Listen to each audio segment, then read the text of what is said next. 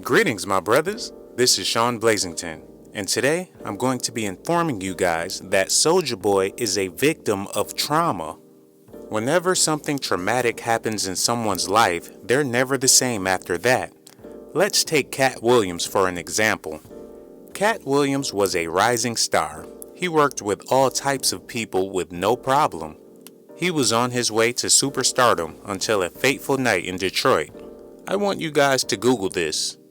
Cat Williams was on stage making fun of the people in the crowd, and one guy got up on stage and slapped Cat Williams in the face in front of everybody. See, Cat Williams was portraying himself as a pimp, and then he got bitch slapped in front of everybody, and he did not do a thing about it. It traumatized him, and ever since then, he's been on a rampage trying to prove his manhood. He's been fighting children, cashiers, mothers, security guards, all because of his traumatic experience. I know this video is supposed to be about Soulja Boy, but be patient and stick with me because I have a secret audio tape that no one has ever heard before, and I'm going to play it for you in a few minutes. Soulja Boy is a lot like Cat Williams. He was on his way to superstardom also, until a fateful night in Atlanta, Georgia. Soulja Boy was robbed at gunpoint in his home. And they didn't only just rob him, they also had him doing some very, very strange things. It says here in my documents they had him bobbing for apples out of the toilet. And one of the homo thugs had him popping on a handstand while saying his ABCs. Soulja Boy is a victim of trauma. So when you see him in the news or he's being very confrontational with people, that's because he had to prove his manhood because of what happened to him. Keep in mind, my brothers, whenever you see a person with tattoos all over their face and all over their body, 9 times out of 10, he's as soft as a bagel. 99.9% of these men with tattoo tears didn't kill shit. They are simply victims of trauma. In the late 80s and early 90s, Public Enemy was the #1 rap group. The band consisted of Chuck D, Terminator X, Professor Griff, Flavor Flav, and Sister Soulja. Sister Soulja is the author of plenty of hood rat books. For those of you that don't know what a hood rat book is, those are books about ghetto love, struggles, and pain. Although she's supposed to be a quote-unquote conscious sister, her book content and actions prove otherwise. Now let's take a good look at Sister Soulja. She doesn't have braids. She doesn't have dreadlocks with cowrie shells. She has a just for me kitty perm.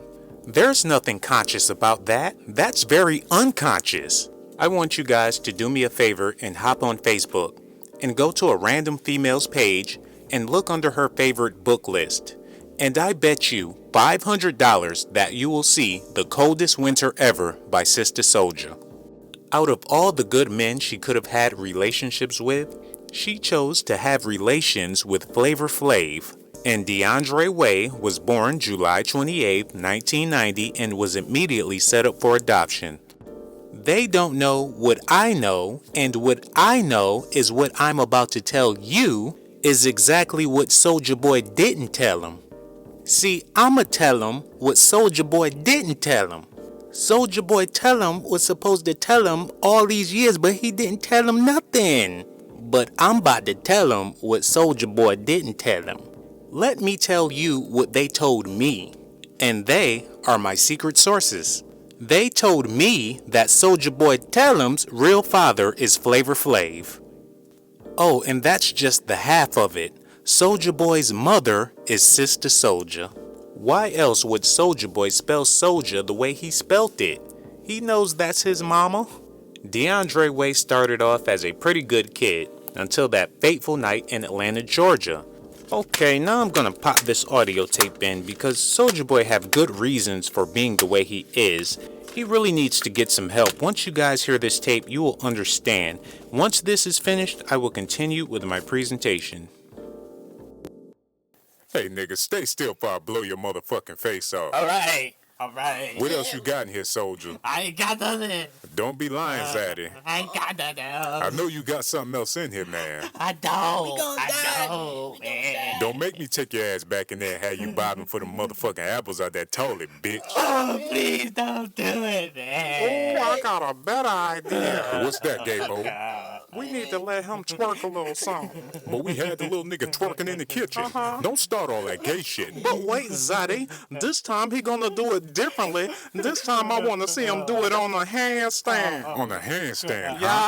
Yeah. Okay, I can see that. But this time we gonna make the little motherfucker say his ABCs while he doing it. Yeah, Zaddy, yeah. You heard him, Soulja. Now get your bitch ass on a handstand and pop it, motherfucker. I don't know how to do no handstand, man. You got me fucked up. Well, come here. Let me help you Oh, out. shit. Ow, man. Now do that shit, motherfucker. A, B, C, He Hold doing it on. wrong. G. Hold on, Stop. Wait a minute, motherfucker. You doing it all wrong. Now, every time you pop, I want you to say a letter. Okay. Pop, letter. Pop, letter. Don't fuck it up again. I'ma kill your little ass. Okay, man, okay. Now, come on. A, B, C, Yeah. G, Okay. A, J, Get it, Zaddy. L, A-Time.